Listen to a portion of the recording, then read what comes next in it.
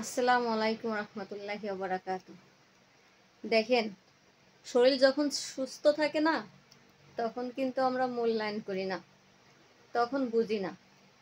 যখন অসুস্থ হয়ে যায় তখন বুঝি যে অসুস্থ হলেই কতটা খারাপ লাগে, কতটা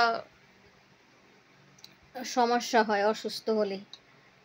আর সুস্থ যখন থাকি তখন লাফালাফি, নাচানাচি, দাফাদাফি কত কিনা করি, একবারও একটু আল্লাহর কথা চিন্তা করি না যে আল্লাহ পাক যদি আমার অসুস্থ বানাই দেয় তো কি করবানি।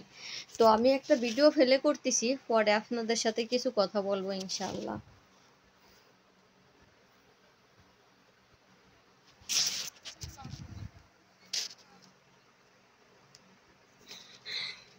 আবার আগের মতো হতে চাই।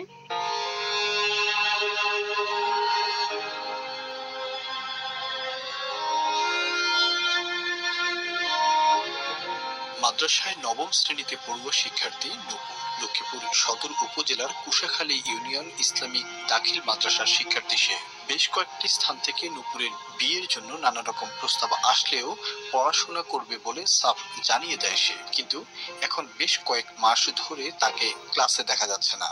বান্ধবীরা ভেবেছে বিয়ের পিঁড়িতে বসে বরের বাড়িতে চলে গেছে নূপুর, কিন্তু বাড়িতে এসে দেখে ভিন্ন চিত্র।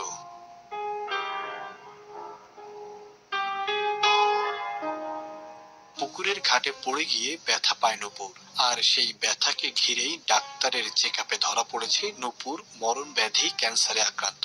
নূপুরের বাড়ি লক্ষ্মীপুর সদর উপজেলার কুশাখালী ইউনিয়ন ২ নং ওয়ার্ড খামার বাড়ি।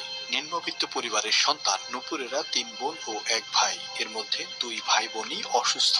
দিনমজুর পিতার সাধ্য অনুযায়ী চেষ্টা করছে ক্যান্সারে আক্রান্ত নূপুরের চিকিৎসা করাতে। এরপর থেকে মাঝে মাঝে বান্ধবীরা এসে নূপুরকে দেখে যায়। এ বিষয়ে নোয়াখালী টিভির সাথে একান্ত আলাপে অশ্রুসিক্ত নয়নে নূপুর জানায়, আমার হাতটা আগে একটু একটু ব্যথা করতো, এরপর পড়ে যাওয়ার পরে ডাক্তারের কাছে নিয়েছিল। ডাক্তারে ওষুধ দিয়েছিল, পরে নেওয়ার পরে ৩বারের সময় বলছে ঢাকা পঙ্গুতে নিয়ে যেতে। এরপরে ঢাকা পঙ্গুতে নিয়ে গেছিল, পরে সেখানেও এক্সরে দিয়েছিল। এক্সরেতে ধরা খেয়েছে যে ক্যান্সার হয়েছে। আমি আমার বান্ধবীদের সাথে আবার স্কুলে যেতে চাই, আবার আগের মতো হতে চাই। আমার বন্ধু বান্ধবরা আমাকে কালকেও দেখতে আসছে।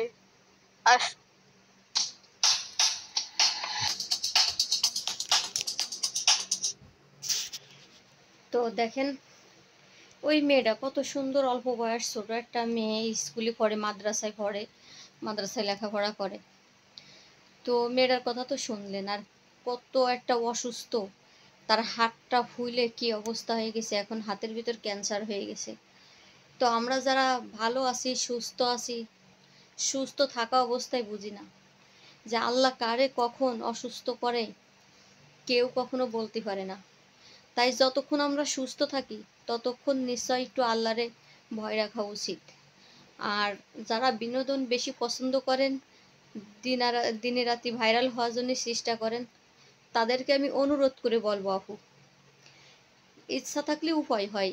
টাকা ইনকাম করার অনেক লাইন আছে, অনেক অনেক রকম লাইন খোলা আছে আলহামদুলিল্লাহ। দেখেন, আপনি যদি ১০,০০০ টাকার সিট কাপড় নিয়ে ঘরে বসেন তো আপনার আলহামদুলিল্লাহ প্রত্যেকটা দিন একটা দুটো 3 পিস বিক্রি হবে। তো লাফালাফি, নাচানাচি করে ভিডিও না করাটাই ভালো আমি বলবো। আল্লাহ পাক কারে কখন কোন অবস্থায় রাখি সেটা আল্লাহ পাকই জানে। তো আমরা সবাই আল্লাহকে ভয় যেন পাই, আর ৫ ওয়াক্ত নামাজ পড়বো। আমরা যতটুকু পারি মানুষের পাশে থাকবো, মানুষের সেবা করার জন্য আল্লাহ পাক তৌফিক দেয়, আমরা মানুষের সেবা করব। যাই হোক, সবাই ভালো থাকবেন, সুস্থ থাকবেন, এরকম মানুষদের পাশে থাকবেন। আসসালামু আলাইকুম রহমতুল্লাহ।